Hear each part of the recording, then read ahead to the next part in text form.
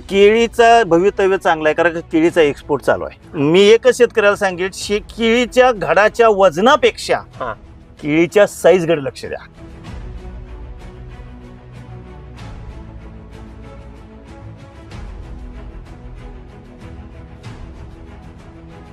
शेती तशी केली तर परवडते, पण नियोजनानं केली पाहिजे तर परवडते. नाहीतर मग ते लावायचं आणि जायचा कोणीकडे तर निवड. हो, त्याला नाही वेळेला बघितलं तर मग कशी शेती तर परवडणार.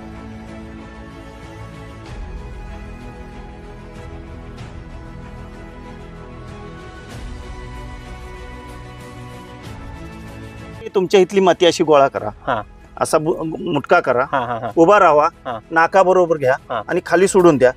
हा तुमचा मुटका फुटला तर पाणी द्या, नाही फुटला तर पाणी देऊ नका. 15 दिवसांनी त्यांनी एका झाडावर मांडून ठेवलं होतं की बाबा हे ज्या झाडाचा बुंदा एवढा आहे, पानाची लांबी एवढी. मांडून ठेवल्यानंतर परत 15 दिवसांनी चेक केलं की बाबा आपण जे रेग्युलर औषध वापरतोय त्यापेक्षा त्या 20 झाडात डिफरन्स पूर्ण दिसला, बुंद्यात पण दिसला आणि पाना लांबी रुंदीत सुद्धा दिसला.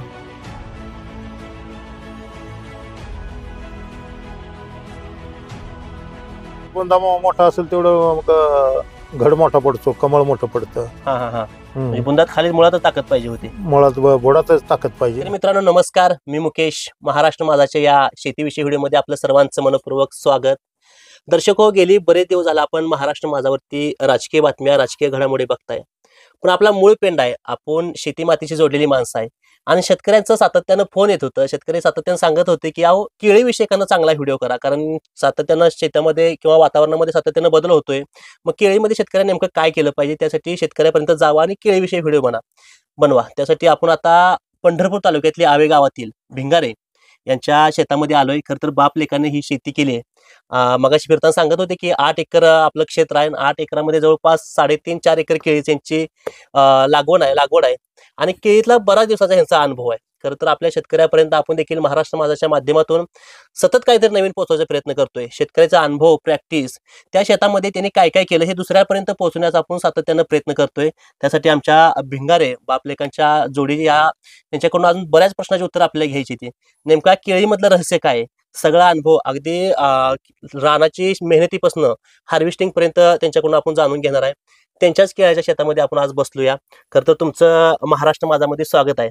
सुरुवातीला प्रथम एक महत्वाचा प्रश्न मला वाटतोय की ऊसाचं पण बरंच क्षेत्र आहे इथं, का केळीच का लागवड करायची, कारण केळीचीच का लागवड केली पाहिजे? महत्वाची केळीची लागवड म्हणजे सारखा ऊसावर ऊस म्हणल्यानंतर जरा अवरेज कमी निघतं. मग असं आलटून पलटून करण्यासाठी आपली केळ लावली.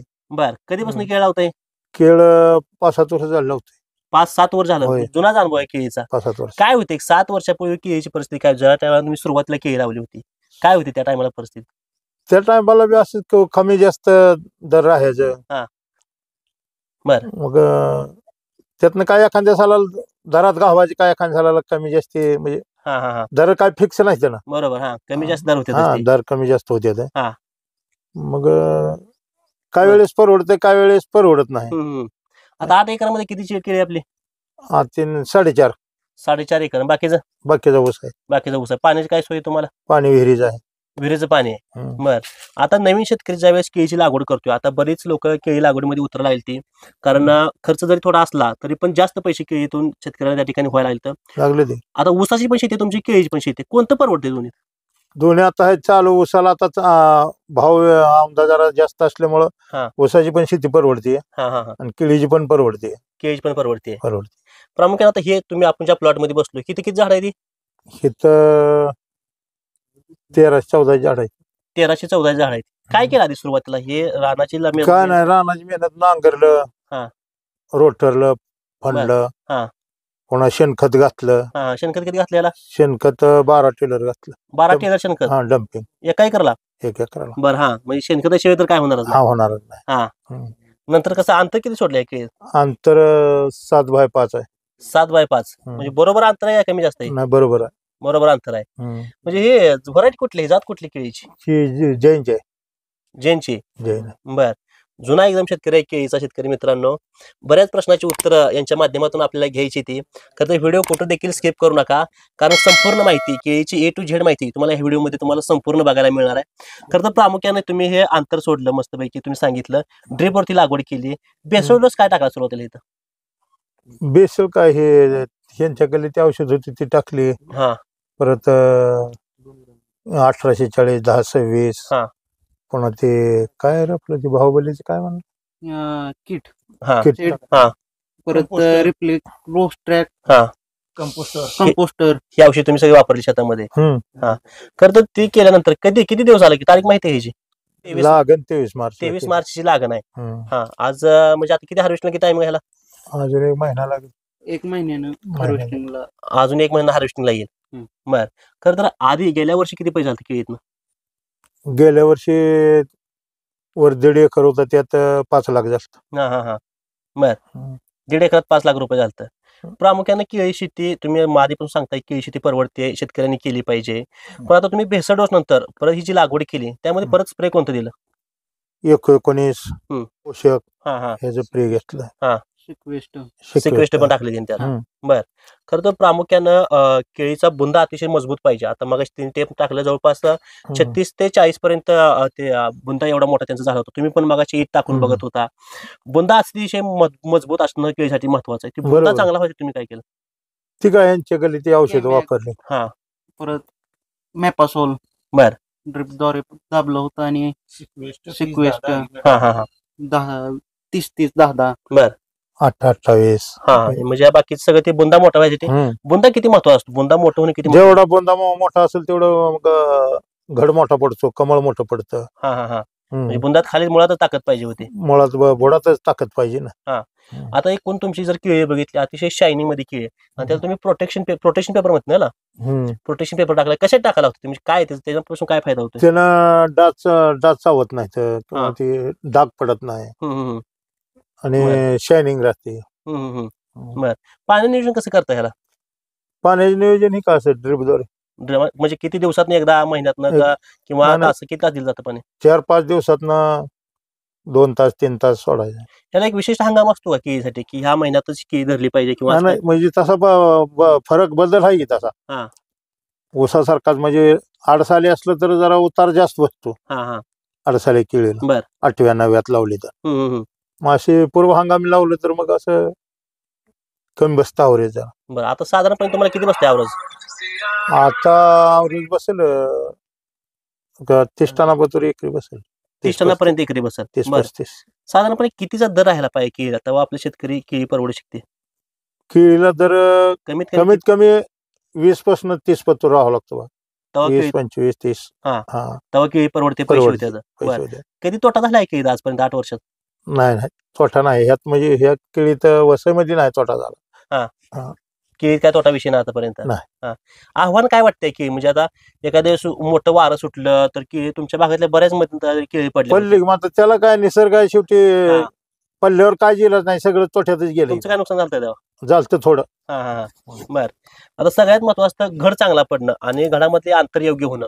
ते घड चांगला पडायसाठी, म्हणजे ते कमळ तुम्ही म्हणला मग अशी, ते चांगलं पडायसाठी काय केलं तुम्ही? त्याला काही खतं वापरली, ते घेतलं. बर. दुसरं काय साधारणपणे एकरी, आता आपण खरं तर ह्याच्यावरती येऊ, म्हणजे पैशावरती येऊ आता, कारण लोकांना, आमच्या प्रेक्षकांना उत्पन्न किती निघालं ह्याच्या महत्वाचं असतं, किंवा खर्च केळीला किती होतोय. साधारणपणे एकरी केळीला खर्च किती होतोय? खर्च एकरी बराचसाच होतो ना, म्हणजे चांगला 2-1 लाखाच्या आसपास जातोय शेणखतामुळे. सगळंच पूर्ण त्याच्यामध्ये औषध फवारणी 2 लाखापर्यंत जाते. साधारणपणे उत्पन्न काय निघते? उत्पन्न बघा की आता 30 टन निघाली तर किती बसते 30 टनावर? 30 टन दरात सरासरी दर 20 रुपये फूट निघाला 20 रुपये. तरी पण चांगल्या पद्धतीचे पैसे केळीत होते. 5-6 लाख रुपये. आता जी नवीन पोरं शेती करणार आहेत किंवा केळीत उतरणार आहेत, कारण बरीच पोरं आता शेतीच्या नादी लागत नाही ती, किंवा शेती सोडून दुसरं काहीतरी नोकरी धंदा करावं म्हणते ती, काय सांगताल त्यांना, नवीन पोरांना काय सांगताल? की नाही, शेती तशी केली तर परवडते, पण नियोजनानं केली पाहिजे तर परवडते. नाहीतर मग ते लावायचं आणि जायचा कोणीकडे तर निघून, त्याला नाही वेळेला बघितलं तर मग कशी शेती तर परवडणार. बरोबर आहे, कारण लक्ष देऊन शेती केली पाहिजे, लक्ष देऊन केलं पाहिजे आणि वेळेला टायमाला सगळं केलं पाहिजे. मजुराच्यावर शेती होतच नाही.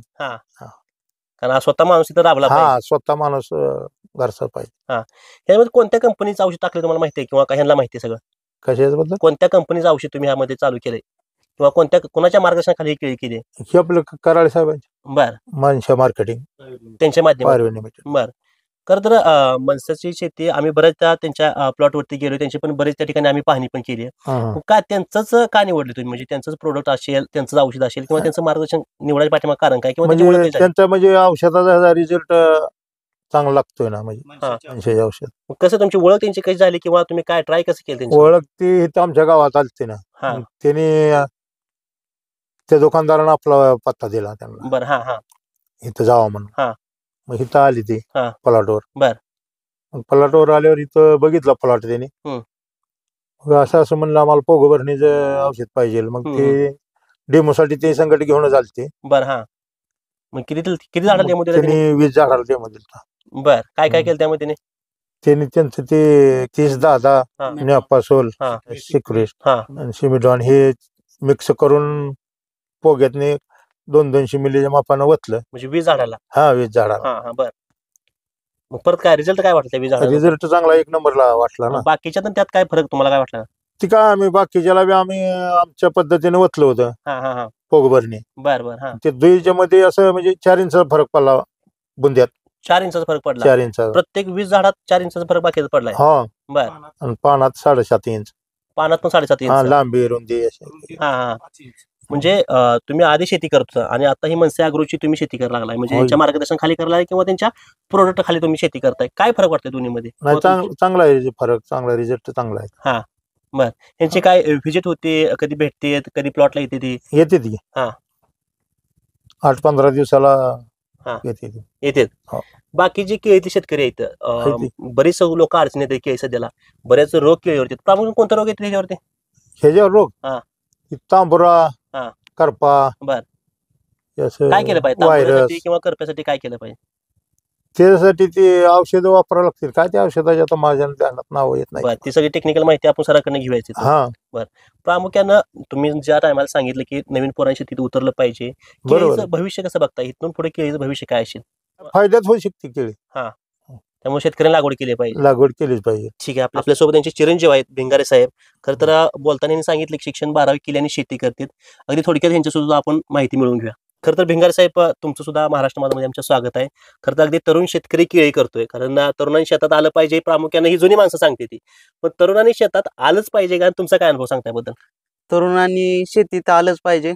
आणि महत्वाची गोष्ट म्हणजे शेती ही आपलं पारंपरिक आलेलं बरोबर शेती आहे, ती चालूच राहिली पाहिजे. जी बाहेरची अशी लोक आहेत ती त्यांच्याकडून करून घेण्यापेक्षा स्वतः आपण केलेली शेती ही योग्य आहे. बरोबर. किती विषय शिक्षण किती झालं तुमचं? आता काय सगळं कसं नियोजन कसं करताय? आता माझी 12वी झाली. मी आता घरीच आहे आणि शेतीच पाहतो. सगळी तुम्ही 8 एकर 8 एकर हँडल करतो. काय तरुण पोरांचं केळी शेतीविषयी काय म्हणणं आहे? केळीविषयी असं म्हणणं आहे की केळी जेवढी स्वतःहून आपदून आपण आणल तेवढी केळी सुद्धा 1 नंबर येते आणि अवरेज जास्त निघलं तर उत्पन्नाची वाढ होऊ शकते. बरोबर आहे. खरं तर काकांनी ज्यावेळी सांगितलं की मनसा मार्केटिंगचं तुम्ही सगळं प्रोडक्ट वापरलंय, पहिल्यापासून शेती त्यांच्या मार्गदर्शनाखाली केले, तुमचा काय अनुभव आहे त्या मार्केटिंगमध्ये किंवा त्या कंपनीबद्दल तुमचं काय म्हणणं आहे? कंपनीचं औषध 1 नंबर रिझल्ट आहे. आमच्या इथं गावात कराळे साहेब आणि वाडेकर साहेब आलते. पहिल्यांदा आली प्लॉटवर, पोगा भरणी चालू होती. पोगा भरणी चालू होती. मग ते आले नितीन करंडे, दुकानदार, कृषी केंद्र आहे त्यांचं. कृषी केंद्र आहे. त्यांनी नंबर दिला. आले साहेब इथं. आम्ही आपली पोगा भरणी हा या रेग्युलर औषध करत होतो. त्यांनी नंबर दिल्यानंतर आले इथं. त्यांनी म्हणले आम्ही आमच्या प्रोडक्ट जी मनसा कंपनीच आहे त्याचा आम्ही तुम्हाला व्हिजिट देऊ किंवा प्लॉटवर दाखवू. त्यांनी 20 झाडांना त्यांचं जे औषध आहे 20-20 मिलीनं प्रत्येक झाडात पोगा भरणी घेतली. 200 मिलीनं पोगा भरणी घेतली. मग परत 15 दिवसांनी त्यांनी एका झाडावर मांडून ठेवलं होतं की बाबा ह्याच्या झाडाचा बुंदा एवढा आहे, पानाची लांबी एवढी. मांडून ठेवल्यानंतर परत 15 दिवसानं चेक केलं की बाबा आपण जे रेग्युलर औषध वापरतोय त्यापेक्षा त्या 20 झाडात डिफरन्स पूर्ण दिसला. बुंद्यात पण दिसला आणि पाना लांबी रुंदीत सुद्धा दिसला. बरोबर. मग तेव्हापासून विचार केला की बाबा कराळे साहेबांना प्रत्येक 8 दिवसाला ती येऊन प्लॉटवर व्हिजिट करायची. बाबा आता झाडाला काय कशाची कमतरता आहे ते औषध लिस्ट काढून द्यायची. बाबा ह्या दिवशी ही सोडा, ह्या दिवशी ही सोडा, त्याप्रमाणे सोडलं. बरोबर. खरंच सगळ्यात महत्वाचं तुम्ही ते आता मगाशी मला ते उघडून केळीची दाखवत होता प्रोटेक्शन पेपर, त्यामध्ये तुम्ही अंतर घालून बघितलं. किती पाहिजे सरासरी एका झाडाला केळीची साईज किंवा किती घड पाहिजे का झाडाला? एका झाडाला कमीत कमी 13-14 फण्या पडले ते. हा योग्य आहे ते कमी जास्त आहे? फण्या योग्यच आहे ते. पण जर का जेवढ्या फण्या पडले ते तेवढ्या फण्या ठेवल्या तर मनाव असं फुगत नाही ती केळी. त्यातल्या जर का 2-1 फणी खाल्ली कमी केली तर पूर्ण शेप मध्ये घड फुगतो. बरोबर. किती उत्पन्न निघेल वाटतं सरासरी यातून? सरासरी उत्पन्न किती टनापर्यंत निघेल? 30-35 टनापर्यंत निघेल. 30-35 टनापर्यंत निघेल. बर, आता तरुण पोरांसाठी, आता ह्यांनी सुद्धा सांगितलं तरुण पोरांनी काय केलं पाहिजे, काय सांगचाल मनसे ॲग्रो बद्दल आणि बाकीच्या तुमच्या केळी शेतीबद्दल तरुण पोरांना तुम्ही काय संदेश द्याल? तरुण पोरांनी सुद्धा कराळे साहेबांचा कॉन्टॅक्ट करून त्यांच्या मार्गदर्शनाखाली केलं तर अवरेज साठी फरक पडेल. आणि स्वतः कराळे साहेब आणि वाडेकर साहेब स्वतः प्लॉटवर येऊन 8-8 दिवसाला व्हिजिट देतात. कुठल्या झाडाला कशाची कमतरता आहे त्याप्रमाणे औषध देतात. आणि सांगितलेल्या प्रमाणे जर का वेळेत औषध दिलं तर ती क्लिअर होतंय आणि त्याचा फायदा आपल्याला पण होतोय. खरं तर सगळ्यात महत्वाचं शेतकरी मित्रांनो, बाप लेकांनी आपला अनुभव शेतीतला सांगितला, केळी शेतीतला सांगितला, केळी शेतीचं भविष्य सांगितलं. साधारणपणे केळीमध्ये बऱ्यापैकी पैसा होतो किंवा केळी परवडते जर आपण स्वतः आबदलो तर. मालक जर शेतामध्ये आबदला तर त्या केळीचे त्या ठिकाणी चांगलं उत्पन्न मिळते. पण मनसा मार्केटिंग कशा पद्धतीने केळीमध्ये काम करते आणि त्या मनसा मार्केटिंगचं त्या केळीविषयी त्यांचं नेमकं महत्व काय हे आपले त्या मनसा मार्केटिंगचे डेव्हलपिंग मॅनेजर कराळे साहेब स्वतः आपल्यासोबत आहेत. अगदी या भागातली किंवा या केळीतली टेक्निकल जी माहिती आहे ती सगळी त्यांच्याकडून आपण मिळवायचा प्रयत्न करूया. तर आता आपल्यासोबत मनसा मार्केटिंगचे कराळे साहेब आणि वाडेकर साहेब आहेत. खरं तर दोघांकडून टेक्निकल माहिती या शेतीविषयी आणि केळीविषयी प्रामुख्याने जाणून घेऊया. तुमचंही आमच्या महाराष्ट्र माझामध्ये प्रामुख्याने स्वागत आहे. खरं तर या भागातली किंवा केळीची आम्हाला संपूर्ण टेक्निकल माहिती पाहिजे. शेतकऱ्यांनी त्यांचे अनुभव सांगितले पण शेतकऱ्यांना टेक्निकल माहिती किंवा बऱ्याच प्रोडक्टची नावं माहीत नसतात. हिने जे केळीमध्ये जे अंतर सोडले ते योग्य आहे अंतर, किंवा हिने जे नियोजन सांगितलं बेसोडोशीचं ते योग्य केलं का? योग्य 7-5 अंतर योग्य आहे. काही शेतकरी 6-5 करतात, काही 7-5 करतात, पण 7-5 अंतर तसं योग्य. कारण का पानाची साईज जर मोठी झाली तर मग केळाची साईज मोठी होते आणि 7-5 अंतर हे तांत्रिक दृष्ट्या चांगलं आहे. बरोबर. खरं तर ज्या वेळेस आपण केळी शेतामध्ये लावतोय त्यावेळेस शेतकऱ्यांनी मेहनत कशी केली पाहिजे शेतकरी रानाची? उताराच्या दिशेनं नांगरट करून आडवी उभी नांगरट करून शेणखताचा डोस वापरला पाहिजे. आणि शक्यतो लागण ही केळीची उत्तर दक्षिण झाली पाहिजे. उत्तर दक्षिण काय असते त्यातलं लॉजिक? त्याच्यामुळे काय होतं, सूर्यप्रकाश केळीच्या दोन्ही बाजूनी मिळतो. बरोबर. उत्तर दक्षिण लागण केल्याने केळीचा जो सूर्यप्रकाश आहे तो पूर्वेकडं बी मिळतो आणि पश्चिमेकडं बी मिळतो. आणि ज्यावेळी पूर्व पश्चिम लागण करते त्यावेळी एका बाजूने सूर्यप्रकाश मिळतो, त्यामुळे सनबर्निंगचा त्रास होतो. म्हणजे थोडक्यात उंचट्टा म्हणतो आपण, उन्हाचा त्रास होतो. बरोबर. ज्यावेळेस आपण बेड सोडतो त्याला, त्या बेडमध्ये मनसे ॲग्रो कशा पद्धतीने काम करते, तुमचं कोणतं प्रोडक्ट आहे आणि शेणखत त्यामध्ये किती प्रमाणात? आता कसं असते, ज्यावेळी आम्ही सुरुवातीला लागण करायच्या आधी शेतकरी शेणखत टाकतो तर शेणखत शेतकऱ्याचं 100% कुजलेलं असत नाही. बरोबर. त्यावेळी आम्ही त्यांना शेणखत कुजवण्यासाठी आम्ही सुरुवातीलाच लागण करताना कंपोस्टर आमचं एकरी जे आम्ही मनसा मार्केटिंगनं रिसर्च करून डेव्हलप केलेलं प्रोडक्ट आहे कंपोस्टर, एकरी 10 किलो त्या शेणखतात मिक्स करून टाकायला लागतो. ते कसं काम करतं? त्याच्याबरोबर युरिया 1 पोतं आणि सिंगल सुपरफॉस्फेट 2 पोती टाकायला होतं. कारण का त्याच्यामध्ये जे आम्ही सगळ्या बॅक्टेरिया दिल्यात स्पेसिफिक, त्यात एक आम्ही स्ट्रेप्टोमायसिस म्हणून एक कंटेंट ऍड केलेला आहे की तो जो अर्धवट कुजलेला पदार्थ आहे तो कुजवण्याची प्रक्रिया फास्ट करतो. त्यामुळे शेणखत चांगलं कुजतं. त्यामुळं जमिनीतून येणाऱ्या बिमारी, पुढे जे जमिनीतून येणारे कूज किंवा बाकीचे निमॅटोड, पानावर बुरशी येणं, मुळ्यावर बुरशी येणं, ह्या प्रक्रियेला अटकाव करण्यासाठी आम्ही सुरुवातीलाच कंपोस्टर एकरी 10 किलो द्यायला लावतो शेतकऱ्याला. बरोबर. प्रामुख्याने आता ज्यावेळेस शेतकरी रोप लावतो त्यानंतर शेतकऱ्यांना काय केलं पाहिजे त्यामध्ये, किंवा कोणतं स्प्रे घेतला पाहिजे, काळवणी सोडली पाहिजे? पहिलं लागण केले की दुसऱ्या किंवा तिसऱ्या दिवशी जास्तीत आम्ही काय करतो, ट्रायकोडर्मा म्हणजे ट्रायविल्ट आमच्या कंपनीचं, पॉसिडॉन आणि मायकोफॉस, आणि केळीला निमॅटोड येतो नेमेरेस्ट म्हणून, ह्या तिन्हीचं एकरी 1 लिटर आणि मायकोफॉस 100 ग्रॅम असं प्रति झाड 200 मिली प्रमाणे 200 लिटर पाण्यात करून ड्रेंचिंग द्यायला होतं. आळवणी त्या पद्धतीने पहिल्यांदा आळवणी द्यायला होतं पहिल्या आठवड्याच्या आतच. म्हणजे लागवड ज्यावेळेस रोप लावतो आपण त्या 7 दिवसाच्या आत, पहिल्या 7 दिवसात आळवणी दिली जाते. बरं. त्यानंतर पुढचं शेड्यूल कसं असतं? पण त्यानंतर आपण मग आम्ही साधारणपणे आमच्या कंपनीचं फर्टोजन 30-10 नावाचं खत आहे ग्रोथ होण्यासाठी, ते एकरी 1 किलो. पुन्हा ह्युमिक ऍसिड देतो, ह्युमिकॉट म्हणून आमचं ह्युमिकॉट FG येतं ते देतो. असे अळवणी देतो. त्यानंतर 13-40-13 आहे, बरोबर. त्यानंतर फर्टोजन 10-30-10 आहे, क्लिक FG. प्रामुख्याने ही तुम्ही जी नावं घेताय, काकांना पण मागाशी मी प्रश्न विचारला, ज्यावेळेस तुम्ही टेप टाकत होता त्यावेळेस बुंदा अतिशय मोठा, जवळपास 36-40 पर्यंत बुंदा होता. पण बुंदा मोठा व्हायसाठी काय केलं पाहिजे? बुंदा मोठा होण्यासाठी आम्ही सुरुवातीपासून जे शेड्यूल आम्ही बनवून देतो, आणि आम्ही काही शेड्यूल असं फिक्स नाही बनवलेलं. मॅक्झिमम आम्ही शेतकऱ्याला प्रत्यक्ष प्लॉटवर व्हिजिट करून, आमच्या मनशा मार्केटिंगची एक खासियत आहे, म्हणजे आमच्या, आता थोडक्यात 2 मिनिटं तुमचा साहेब वेळ घेतो. मनशा मार्केटिंग ही कंपनी, आमचे कंपनीचे संस्थापक चेअरमन RM अग्रवाल यांच्या मार्गदर्शनाखाली आणि मिस्टर तनय अग्रवाल सर यांच्या सहकार्यानं गेली 25 वर्षापासून शेतकऱ्याच्या शेतावर जाऊन मार्गदर्शन करणारी कंपनी म्हणून आज शेतकऱ्यात प्रसिद्ध आहे ही कंपनी. बरोबर. आणि ह्याला आमच्या अग्रवाल साहेबांचा संपूर्ण पाठिंबा आहे. कारण तिथं काय प्रॉब्लेम आहे तुम्हाला गेल्याशिवाय शेतावर जाऊन, बांधावर जाऊन मार्गदर्शन देणारी कंपनी म्हणून मनशा मार्केटिंग ही आज मार्केटमध्ये प्रसिद्ध आहे. बरोबर. तर आपण मेन मुद्द्यावरती उपरत एकदा, बुंदा मोठा व्हावा शेतकऱ्यांना. बुंदा मोठा होण्यासाठी आम्ही पहिल्यांदा काय करतो, पोंगा भरणी एक करून घेतो त्यांची. पोंगा भरणीमध्ये आम्ही काय देतो, पहिल्या पोंगा भरणीला 30-10 फर्टोजन 30-10 1 किलो 200 लिटर पाण्याला, सिक्वेस्ट कॉम्बी 250 ग्रॅम, ह्युमिडॉन 250 ग्रॅम आणि मॅपासोल 1 किलो हे 100 लिटर पाण्यात एकत्र करून प्रति पोंगा 200 मिली साधारणपणे 2.5 ते 3 महिन्यानंतर. त्याच पिरियड मध्ये आम्ही एक बेसल डोस देतो शेतकऱ्याला. साधारणपणे बाजारात उपलब्ध असेल ते NPK खत कुठलंही. त्याच्यानंतर त्याच्याबरोबर आमचं रिफिल म्हणून जे ऑर्गॅनिक फॉस्फरस जास्त प्रमाणात असणार ते एक बॅग. बरोबर. परत त्यानंतर रिक्ले म्हणून जे काही कॅल्शियम, मॅग्नेशियम, सल्फर आणि सिलिकॉन ह्याचं अन्नद्रव्याचं घटक असणार आहे ते एक 100 किलो. त्यानंतर तुमचं केमॅग म्हणून देतो, पोटॅशियम शोनाइट केमॅग म्हणून आम्ही देतो, ते एक देतो. आणि मिक्स मायक्रोन्यूट्रिएंटची क्लिक SF 10 किलो. असा समतोल डोस देतो आम्ही, छोटासा 1 ते 1.5 महिन्याने.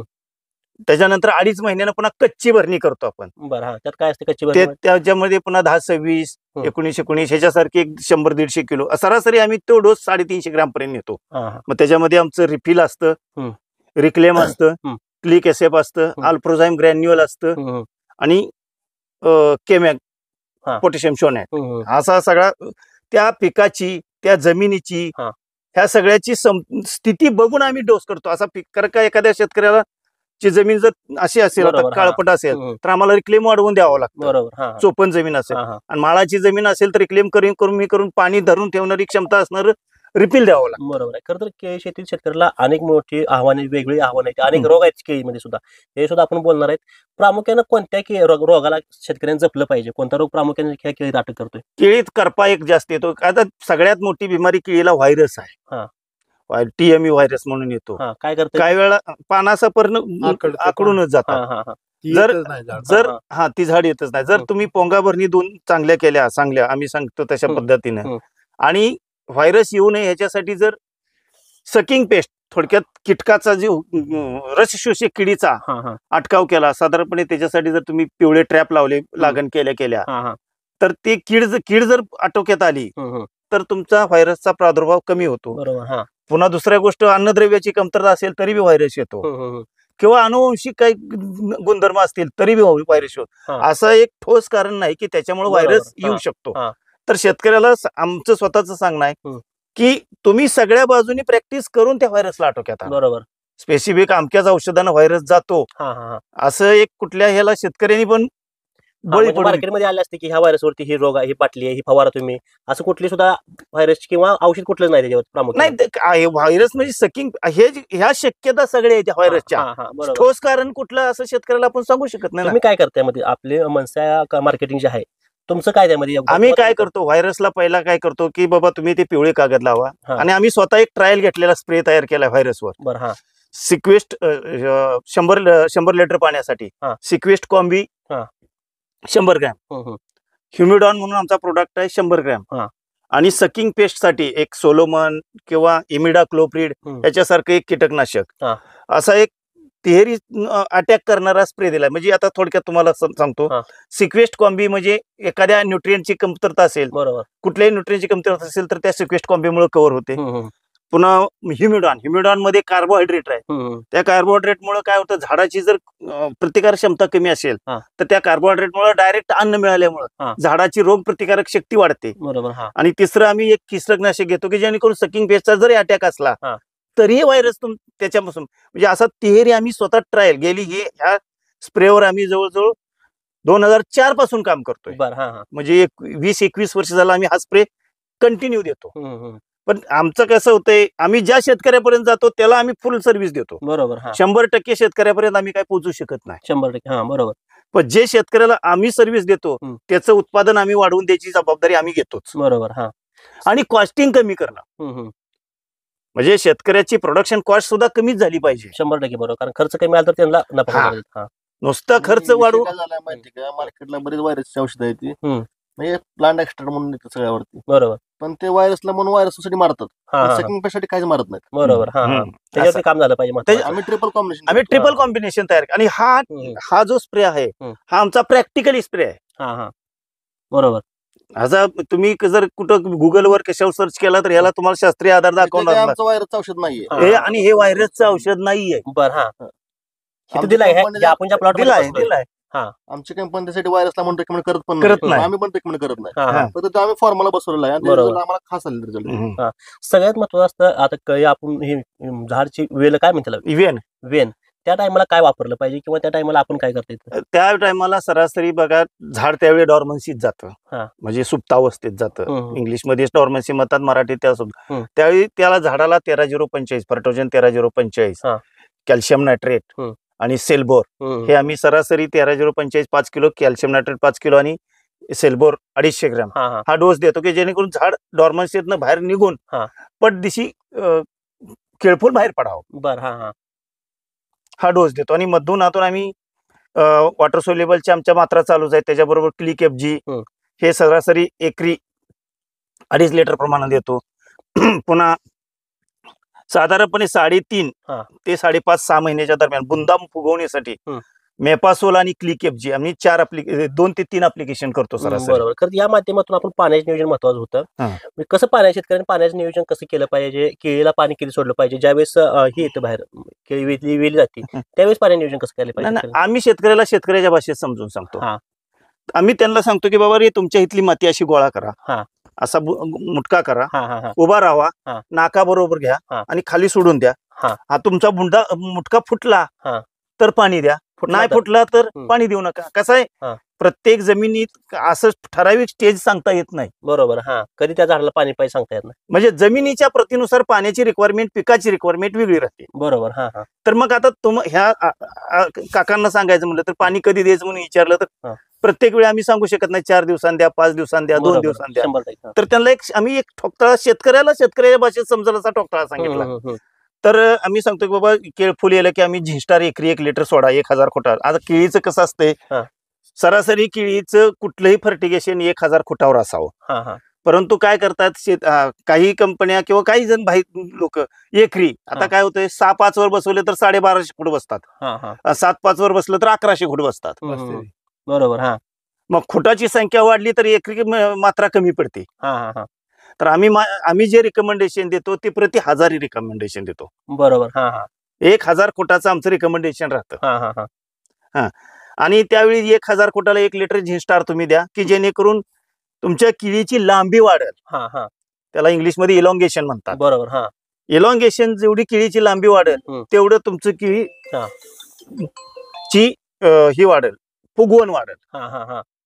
बरोबर. आणि आम्ही जिब्रेलिक ऍसिड वगैरे स्प्रे करा असं अजून तरी मी ह्यांना सांगितलं ना, माझी इच्छा काही सांगायची नाही होत, कारण का आम्ही खालूनच एवढं चांगलं काम करतो. आणि कंपनीचा उद्देश आधीपासून असं आहे की सॉइल हेल्थ सुरुवातीपासून शेवटपर्यंत. सॉइल हेल्थ निसर्गावर अवलंबून शेतकऱ्याला द्या. बरोबर. तुम्ही त्याला ऑक्सिजन किंवा ग्रोथ प्रमोटर्स, ग्रोथ रेग्युलेटर्स शेतकऱ्याला देऊ नका. बरोबर. आणि काय ते दुसरी गोष्ट सगळ्यात महत्वाचं, आम्ही जमिनीच्या आरोग्यावर जास्त लक्ष देतो. हे सगळं करताना, हे एवढं उत्पादन वाढवून देताना जमिनीच्या आरोग्याकडे पण आम्ही दुर्लक्ष करत नाही. बरोबर. कारण का 15-1 महिन्यात एकदा आम्ही त्यांना जीवाणूचा वापर करायला होतो. जसे आमचं मिक्सोजन म्हणून येतं, मग फॉस्फोक्ली म्हणून स्फुरद करणाऱ्या बॅक्टेरिया आहेत, पोटॅश मोबिलायझर बॅक्टेरिया आहेत, नायट्रोजन फिक्सेशन बॅक्टेरिया आहेत. हा सगळ्याचा ज्या त्या पिकाच्या शेड्यूल नुसार त्या पिकाची रिक्वायरमेंट, मातीची रिक्वायरमेंट, शेतकऱ्याचं आर्थिक बजेट बरोबर सगळ्याच्या बघून आम्ही ती मात्रा सेट करतो. बरोबर. आता ह्या केळीविषयी बोलत असताना ही जी त्यांनी सांगितलं की साईज असेल, घड असतील, ती योग्य पडलेत का कमी जास्त? योग्य पडले. 9 फण्यापर्यंत घड आहेत. अवरेज सरासरी आम्ही धरले 30 किलोच्या पुढं आणि 35 किलोच्या आत एक झाड, एक घड. एक घड. साधारण एक झाड किती किलो उतरले? 30 ते 35 किलो अवरेज. 30 किलो कमीत कमी 30 किलो, मॅक्झिमम 35 किलो. या दोन्हीच्या मध्ये 32-33 किलोचा अवरेज हा संपूर्ण 1500 फुटात शेतकऱ्याला मिळून जाईल. बरोबर. तणच किती होईल साधारणपणे सगळं? आता हे जी झाड 1200 झाडं धरून 35 ते 40 टनाचं अवरेज ह्या प्लॉट मधून आम्हाला मिळून जाईल. बरोबर. आता ह्यांनी मगाशी बोलताना सांगितलं की साधारणपणे एवढा दर पाहिजे. तुम्हाला पण केळीचा बराच अनुभव आहे, तुम्ही बरेच मार्केट पण फिरताय, व्यापारी फिरताय, शेतकरी फिरताय. किती रुपयापर्यंत शेतकऱ्याला परवडू शकतो? सरासरी आता केळीच्या खोटाचा खर्च जर तुम्ही आमच्या हिशोबानं काढला तर 100 ते 120 रुपयापर्यंत खताचा खर्च जातो विदाउट शेणखत. बरोबर. विदाउट शेणखत, विदाउट शेणखत. पुन्हा तुमचं आणि ट्रीटमेंटचा खर्च 125 रुपयापर्यंत जातो. 100-125 रुपये. आणि सरासरी आम्ही सांगतो शेतकऱ्याला की बाबा रे तुम्हाला कमीत कमी 15 ते 15 रुपयानं जरी रेट मिळाला तर 25 ते 25 किलोचा अवरेज मिळालं. 1200 खूट बसतात. 1200 मधले आम्ही 250 सोडून दिले. 25 1000 धरले आम्ही त्याच्यात. 25 टन माल मिळतो. 15 रुपयानं म्हणलं तर तुमचे 3,75,000 रुपये होतात. बरोबर. आणि 1.25 लाख रुपये तुमचे खर्चाला जातात. बरोबर.